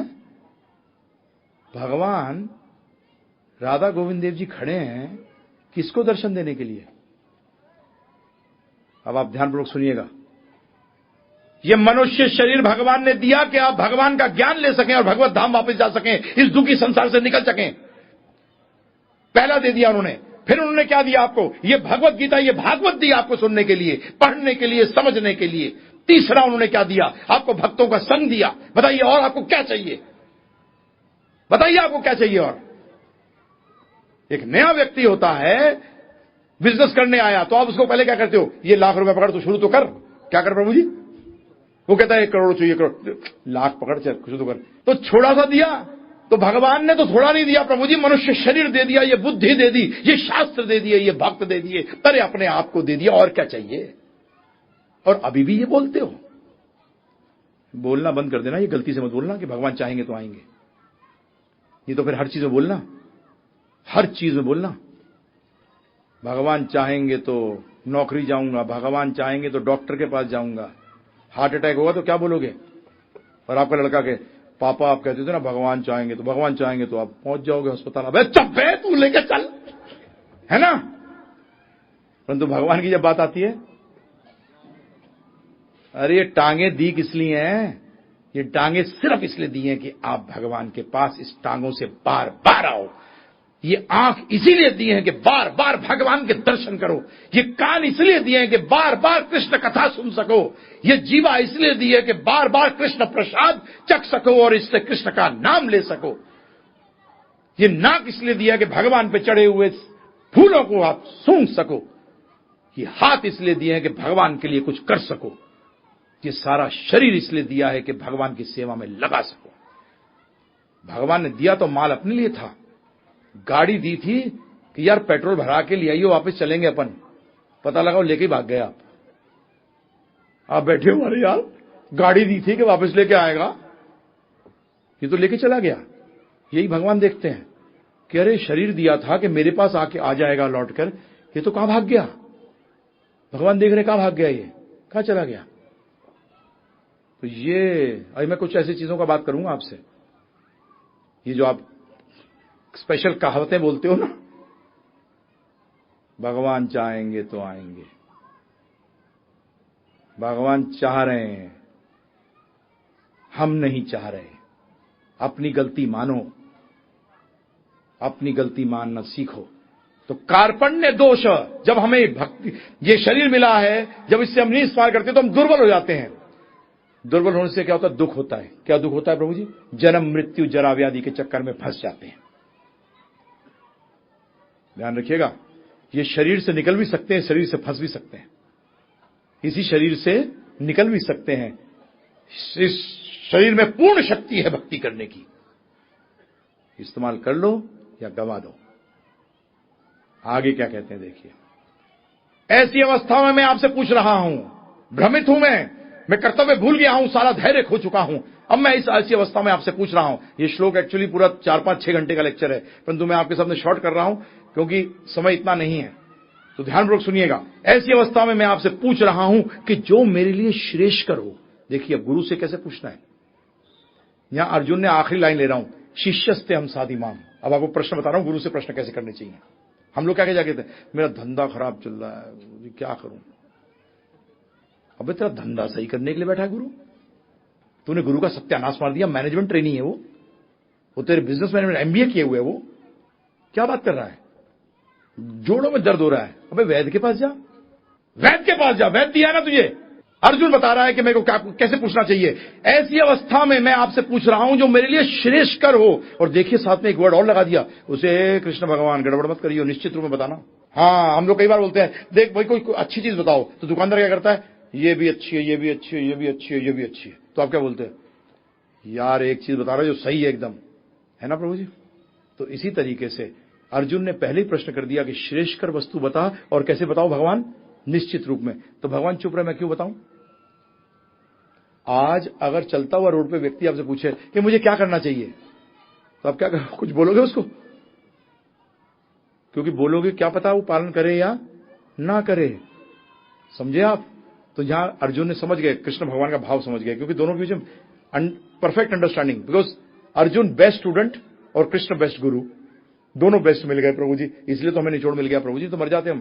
क्योंकि ध्यान रखिएगा, अच्छा शिष्य ही अच्छे प्रश्न कर सकता है, और अच्छा गुरु ही अच्छे उत्तर दे सकता है। भगवान से कोई अच्छा नहीं है, और शिष्य में अर्जुन से कोई बड़ा नहीं है। तो अब क्या हुआ, प्रश्न किया प्रभु जी, मुझे बताओ।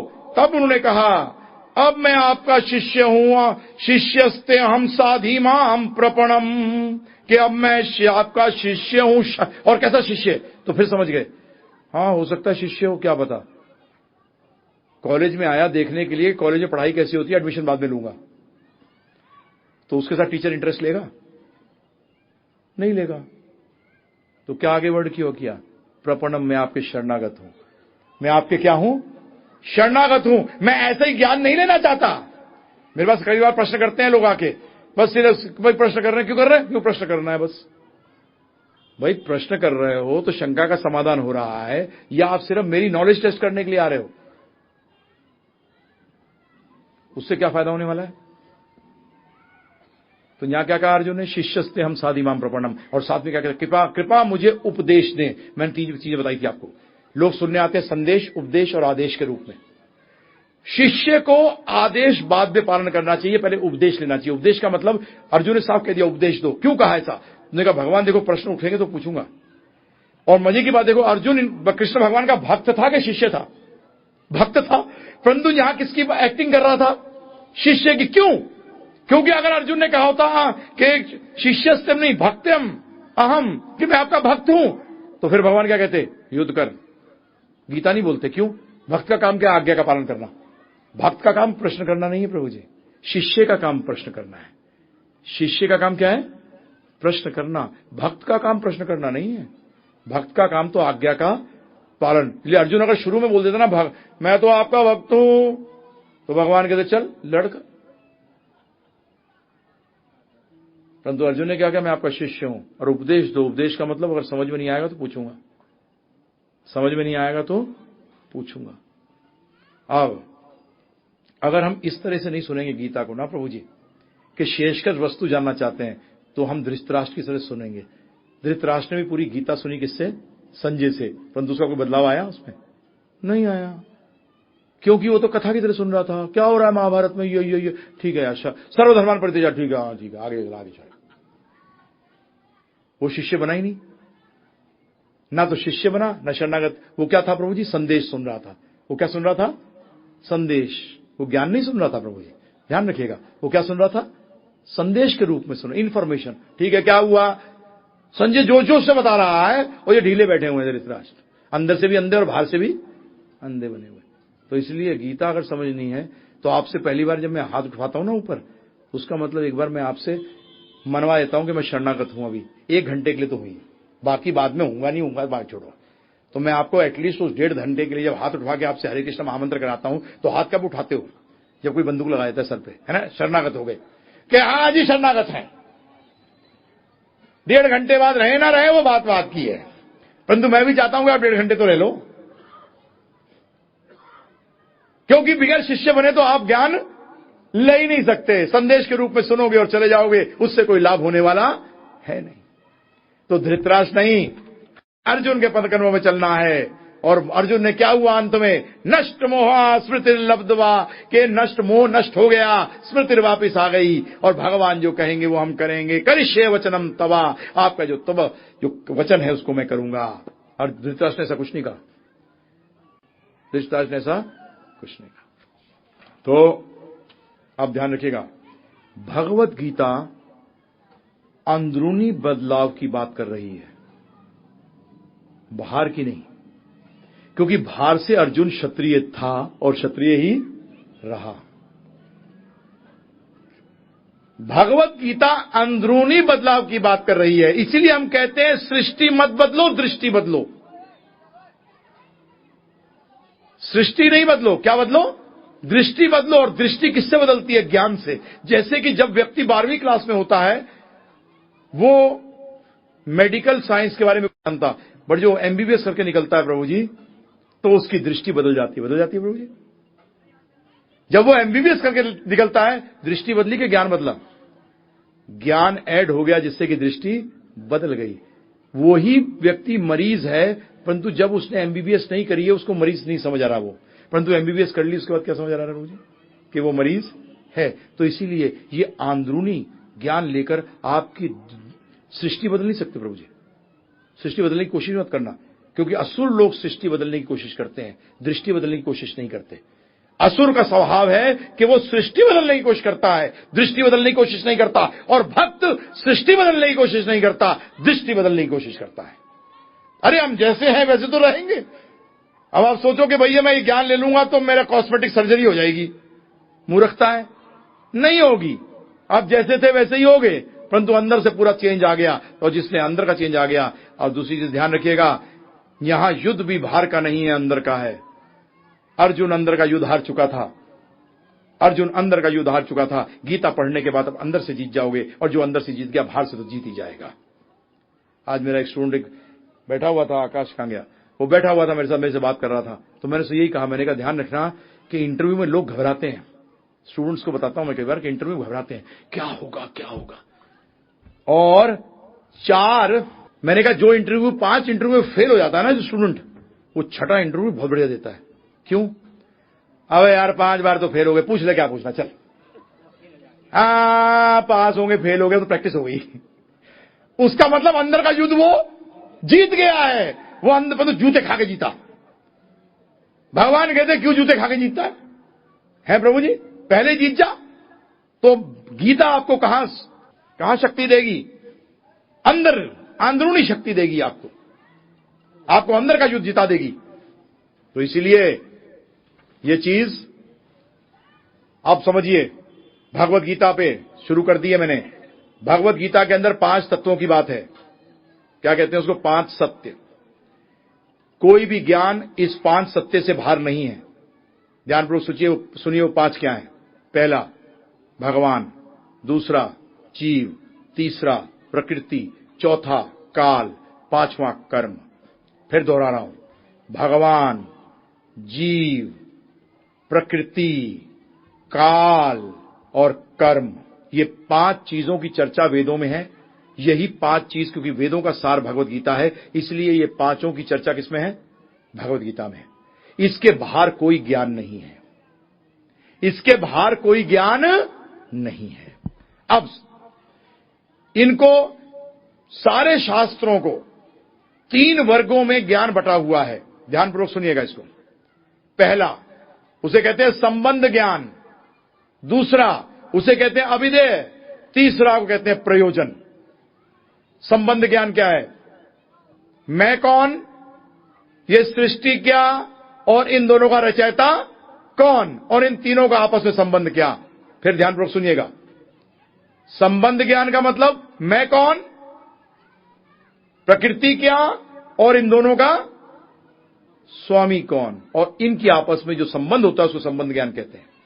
दूसरा अभिधेय, इस संबंध में कैसे कार्य करना है जिससे कि प्रयोजन प्राप्त हो जाए, और प्रयोजन है प्रेम पुम अर्थो महान। कृष्ण प्रेम पैदा करना ही प्रयोजन है। क्योंकि ध्यान रखिएगा, अगर आप वैकुंठ जाना चाहते हैं तो उसका मतलब किसी के घर में जाने के लिए प्रभु जी आपको उसके साथ प्रेम संबंध तो होना चाहिए। अगर प्रेम संबंध नहीं है तो बाउंड्री वॉल तक तो पहुंच जाओगे प्रभु जी, परंतु अंदर नहीं घुसोगे। गेट पे ही आपको क्या कर देगा? बाहर कर देगा। इसीलिए प्रयोजन है प्रेम भगवान कृष्ण से, अभिधेय है भक्ति, और संबंध ये जानना मैं कौन, प्रकृति ज्ञान, और इन तीनों का स्वामी कौन। ये 5 चीजों के बारे में चर्चा करेंगे। समाप्त करने से पहले ज्यादातर लोग क्या मांगते हैं, क्योंकि मैं अब चर्चा करने वाला हूं जीव, भगवान, प्रकृति, काल और कर्म पे। तो पहले तो जो पॉइंट होंगे ना, जीव और भगवान, इस पे ज्यादातर लोग बताऊं क्या बात करेंगे? अरे प्रभु जी प्रूफ दो, प्रूफ, सबूत, जो देखो सबूत मांगता है। चलिए सबूत पे बात कर लेते हैं 2 मिनट। अगर कोई नोबेल प्राइज जिसने फिजिक्स में जीता हो प्रभु जी, चलो फिजिक्स में छोड़ो, मैथमेटिक्स में, हिंदी में क्या कहते हैं मैथमेटिक्स को? गणित। हाँ जी, बस थैंक यू। और नहीं ध्यानपूर्वक सुनिए। गणित का वर्ल्ड का टॉप प्रोफेसर आता है यहां, और नोबेल प्राइज विनर है, और वो एक बड़े से बोर्ड के ऊपर हमें एक गणित की जो नोबेल प्राइज जिसमें उसको मिला है उसकी इक्वेशन बताता है। हम और आप क्या करेंगे? कैसे बैठे होंगे बताएं? है ना? बोलेंगे देखो मैंने सिद्ध कर दिया। आप क्या करोगे? मुंह खोलकर समझ कुछ नहीं आया, क्योंकि सबूत प्राप्त करने के लिए आपको भी उतना ज्ञानी होना जरूरी है। आज डॉक्टर के पास गए, उसने आपका खून निकाला, टेस्ट किया और बोला आपको टाइफाइड है, और आप कहते हो डॉक्टर से मुझे कैसे टाइफाइड है? बोलते तेरे खून के अंदर उसके बैक्टीरिया हैं, कीटाणु हैं, कीटाणु ले लीजिए। तो आप कहते हो उससे नहीं मुझे दिखा। वो आपको माइक्रोस्कोप में ले जाता है और दिखाता है। आपको कीटाणु नजर आएंगे? कीटाणु वहां हैं, नजर भी आ रहे हैं, परंतु पहचान नहीं पाओगे क्योंकि आपको ज्ञान नहीं है। आप बोलोगे मुझे प्रूफ दे, मुझे सबूत दे। वो कहता दिखा तो रहा हूं, गधे, देखता क्यों नहीं है? बोले देख रहा हूं परंतु देख नहीं पा रहा, क्योंकि तेरे पास अभी वो दृष्टि ही नहीं है। इसलिए सबूत मांगने से पहले एक स्तर पर आइए। आध्यात्मिक का भी एक स्तर है, जब आप उस स्तर पे आएंगे तब मैं आपको सबूत दे सकूंगा। और ज्यादातर बच्चों के साथ होता है, हमारे को कॉलेजेस में होता था प्रचार के अंदर, अरे हमें क्या बता रहे हो भगवान, पहले भगवान है तो दिखा दो। तो मेरा सिंपल प्रश्न होता है, तेरे पिताजी हैं? हाँ हैं, तो दिखा दे। तो कहता चलो साथ, तो मैं कहता हूं मैं भी चलता हूं, लेके चल मेरे साथ, मैं तुझे दिखाता हूं भगवान को, चल मेरे साथ। तो चल, तो जैसे तेरे पिताजी को देखने के लिए मुझे चलना पड़ेगा, इसी तरीके से भगवान को देखने के लिए तुझे मेरे साथ चलना पड़ेगा। बताइए गलत बोल रहा हूं सही बोल रहा हूं? आप सबूत चाहते हैं ना, चलो तो मेरे साथ। और दूसरी बात प्रश्न कर रहा हूं आपसे सबसे, आपने में से कितनों ने भगवान के दर्शन किए? हाथ उठाओ।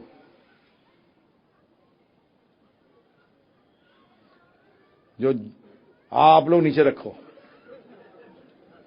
बाकी कहते भगवान के दर्शन नहीं किए। कमाल है प्रभु जी, आप लोगों को मैं नतमस्तक होता हूं। आप लोग कितने लोग राधा गोविंद जी मंदिर गए हैं? सब गए ना? सब गए हैं प्रभु जी? वहां किसके दर्शन करने गए थे? वाह, कमाल के लोग हैं, रोज दर्शन करने जाते हैं राधा गोविंद देव जी के। हनुमान जी से पूछता हूं कई बार हनुमान भक्तों को, हनुमान जी के दर्शन किए? नहीं अभी तक नहीं। मंगलवार को क्या करता है? जाके घंटी बजाता है। वहां कौन खड़े हैं? हाँ, क्या? अरे माना ही नहीं कभी वहां भगवान खड़े हैं या भक्त खड़े हैं। और कहते हैं भगवान को देखा नहीं, मंदिर जाते क्यों फिर?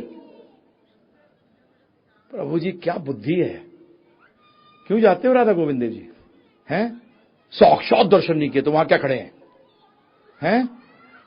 गोविंद देव जी की कथाएं नहीं सुनी? कंचे तक खेले अपने भक्तों के साथ। अब आपके साथ नहीं खेले क्योंकि आपने खेले लायक ही नहीं हो। तो इसीलिए ये बोलना छोड़ दो अब कि भगवान के दर्शन नहीं किए। राधा गोविंद जाके भगवान भी सोचते हैं यार आया किस लिए ये, मुझे मानता ही नहीं कि मैं यहां खड़ा हूं, ये मानता ही नहीं कि मैं यहां खड़ा हूं। बताइए मेरी बात सही है गलत है? बताइए आप मुझे। अब मंदिर किसके लिए बनाते हैं? पत्थरों की मूर्तियों के लिए या भगवान के लिए? किस लिए बनाते हैं? क्या अगली बार कोई पूछे ना भगवान के दर्शन किए तो एकदम बोलना हाँ किए हैं, जब तुझे भी कराता हूं चल। ज्यादातर ऐसे ही होता है हमारे साथ स्टूडेंट्स के साथ। बोले मैं बता सकता हूं, मेरे पिताजी की फोटोग्राफ है मेरे पास, ये दिखा। तो मैं राधा कृष्ण की निकाल दिखा देता हूं, ये रहा। वो तुम फोटो दिखा रहा, मैं भी दिखा रहा हूं। गलत कैसे हो गया बताओ? जब मैं आपने फोटो दिखाई तो मैंने भी फोटो दिखाई। नहीं असली है। मैंने कहा तो ये कौन से नकली है? तो प्रभु जी सबका उत्तर है, थोड़ा दिमाग लगाओगे ना, उसे भगवान भी सहायता करते हैं। हम तो प्रचार करते हैं इसलिए हमें मालूम है। तो इसलिए आपसे मैं अनुरोध करता हूं कि सबूत जानने के लिए आपको क्वालिफाइड होना पड़ेगा, नहीं तो सबूत होते हुए भी आपको नजर नहीं आएगा।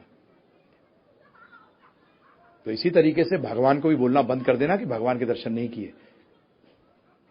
दर्शन किए, कर रहे हैं, करते हैं, परंतु भी संबंध स्थापित नहीं कर पाए क्योंकि भगवान की आज्ञा पालन नहीं करा। प्राइम मिनिस्टर को रोज देखता हूं बाहर, परंतु आज तक उसके पास नहीं आ पाया क्योंकि मैं उसके साथ संबंध स्थापित नहीं हुआ। तो ये सारा कुछ किस लिए करा जा रहा है कि आप भगवान से अपना संबंध स्थापित कर सको, इसलिए है। भगवत गीता महाभारत का एक भाग है या अलग शास्त्र है? भगवत गीता महाभारत का एक भाग का मतलब यह है कि महाभारत शास्त्र के अंदर भगवत गीता है, भीष्म पर्व में है, उस शास्त्र में है। भगवत गीता में गीता का क्या अर्थ है? भगवत गीता में गीता का क्या अर्थ है? गीता का अर्थ है गान। गान का मतलब भगवान जो भी बोलते हैं वो ऐसे बोलते हैं जैसे फूल झड़ रहे हों। जैसे आप कई बार व्यक्ति जो बहुत अच्छा बोलता है उसको बोलते हैं क्या इसके मुंह से तो सिर्फ कविता निकलती है, ये जब बोलता है तो फूल झड़ते हैं। तो इसी तरीके से भगवान का बोलना ऐसा है जैसे कि फूल झड़ रहे हों, इसलिए गीता बोला गया है। आगे भीष्म पितामह कौन थे? भीष्म पितामह कौन थे मतलब आप ज्यादा जानने की कोशिश मत करिए। अर्जुन के क्या थे? परम पिता थे। ठीक है जी, कौरवों के सबसे श्रेष्ठ थे, और ये जानना कि वसु थे, उनसे अपने को फायदा क्या। अपन जानते हैं कि भीष्म पितामह भागवत के अनुसार महाजन भी माने गए हैं, परंतु ध्यान रखिएगा एक चीज बड़ी अच्छी हुई है भगवत गीता के अंदर, महाभारत के अंदर, कि भगवान ने बताया कि जब वैष्णव भी आचरण सही नहीं कर रहा हो तो उसको त्याग दो। वैष्णव अगर आचरण सही नहीं कर रहा हो तो उसको भी त्याग दो, क्योंकि महाजनों में गिनती आती है भीष्म पितामह की। और भगवान ने एक वैष्णव से दूसरे वैष्णव को मरवा दिया। भीष्म पितामह को मरवा दिया किससे? अर्जुन से। क्यों मरवा दिया? क्योंकि उस टाइम भीष्म पितामह जो थे अधर्म का साथ दे रहे थे, धर्म का साथ नहीं दे रहे थे। आगे, हम सांसारिक दायरे में गृहस्थ धर्म का पालन करते हुए किस प्रकार भक्ति कर सकते हैं? 7वें दिन बताऊंगा, बताया था मैंने आपको। 24 घंटे भक्ति कैसे कर सकते हो, सोते हुए भी भक्ति कैसे कर सकते हो, ये बताऊंगा आपको, बिल्कुल प्रैक्टिकल कैसे अप्लाई कर सकते हो। अगला, जीव परमात्मा का अंश है। श्री भगवान कहते हैं मेरे बिना एक पत्ता भी नहीं हिलता, ये संसार चलाने वाला मैं ही हूँ। जब सब कुछ भगवान के आदेश से हो रहा है तो फिर हमारा काम कहाँ रहा, और जीव भगवान से अलग कहाँ हुआ? हमारी बुद्धि भी भगवान है, शरीर भी भगवान है, तो हम जो कह रहे हैं या कर रहे हैं वो भगवान के आदेश का पालन ही तो कर रहे हैं। 3 दिन में रहिए। भगवान नहीं कह रहे आपसे जाके शराब की बोतल खोल के पी। हाँ, भगवान ने ज्ञान दिया है, और भगवान ने अंत में अर्जुन से कहा यत इच्छेसी तथा कुरु, अब तेरी जैसी इच्छा है वैसा तू कर। उसका मतलब हमारे पास स्वतंत्रता है।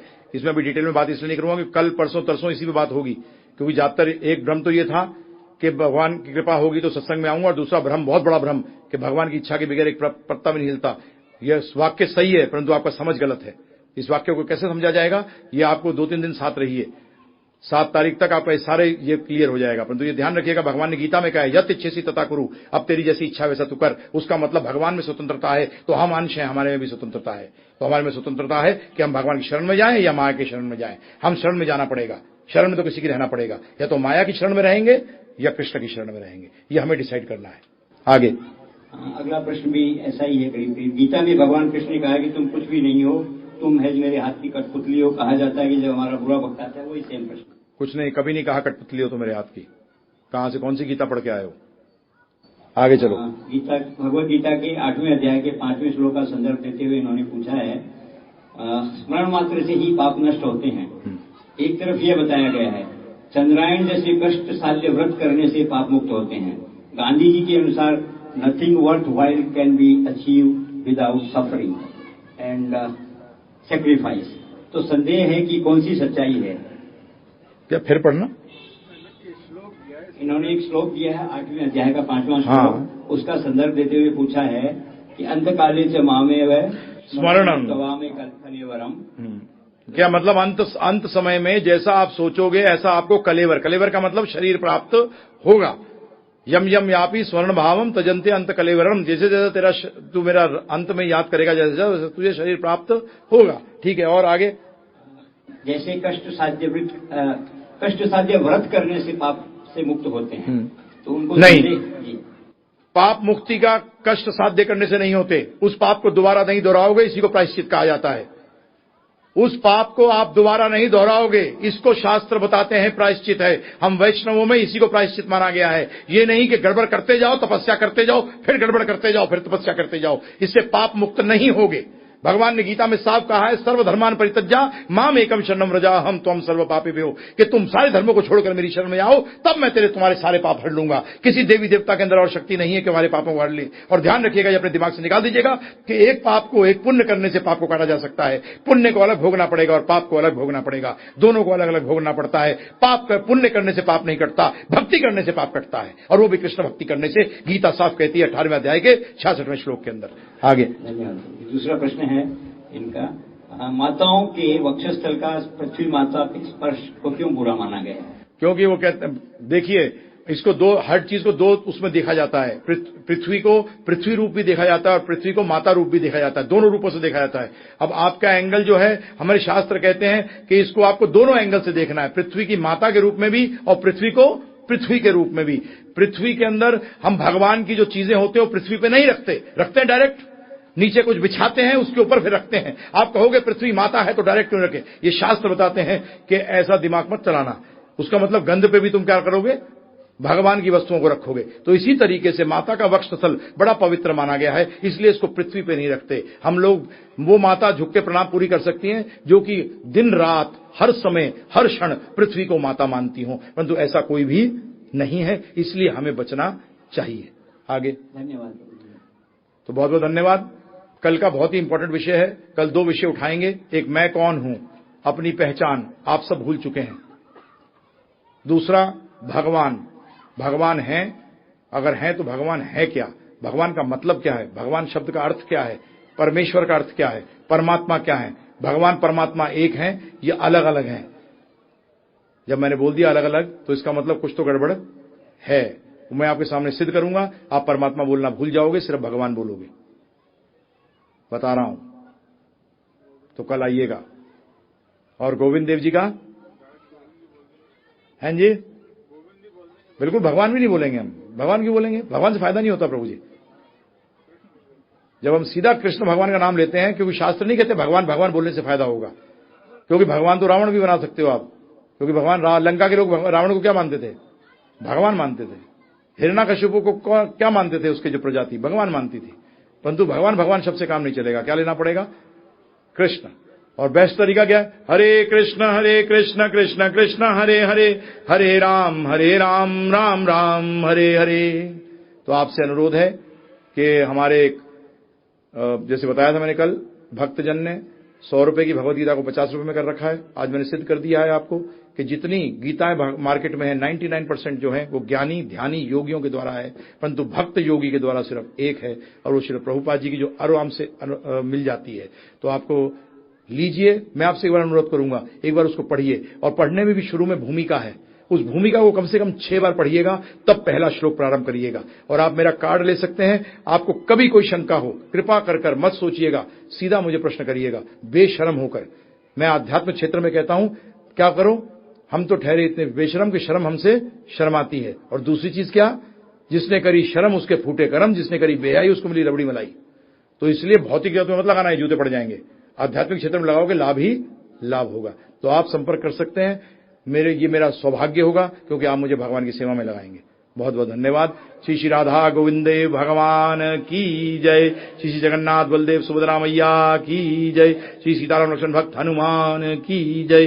श्री श्री गौर निताई की जय। सामवेद वैष्णव भक्त वृंद की जय। गौर प्रेमानंदे हरि हरि।